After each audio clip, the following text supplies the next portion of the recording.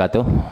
Berhubung waktu yang sempit dikasih, jadi pimpinan beserta Pak Menteri serta seluruh jajaran yang saya muliakan. Pertama, mohon maaf saya terlambat masuk memang karena rapat fraksi. Mungkin sebagian telah disampaikan oleh teman-teman sebelumnya. Cuma izinkan karena ini kita masuk tahun baru, menyangkut dengan anggaran baru, persiapan anggaran baru, saya hanya ingin mengingatkan Pak Menteri. Kita mungkin teman-teman telah menyarankan optimalisasi pupuk bibit yang luar biasa. Tetapi kita jangan lupa, sehebat apapun bibit yang kita berikan kepada petani, sehebat apapun kecukupan pupuk yang kita berikan, tanpa air semuanya sia-sia.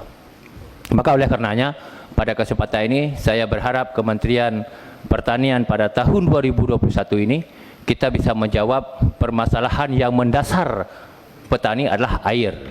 Contoh, ini mohon maaf saya di Dapil baru balik kemarin, ada sekitar 9.000 lahan pertanian yang begitu subur tetapi tanpa air.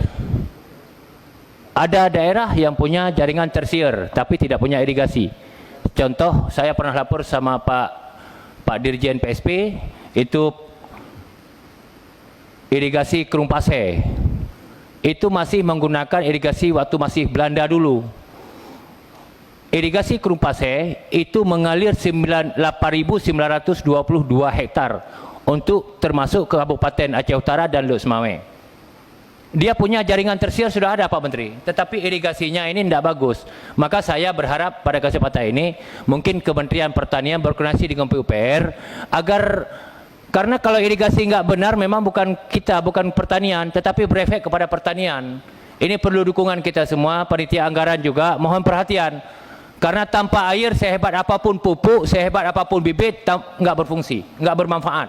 Maka saya sekali lagi pada kesempatan ini saya berharap mari kita optimalkan jaringan air kepada petani dan insya Allah semoga pupuk juga bermanfaat, bibit juga bermanfaat. Terima kasih.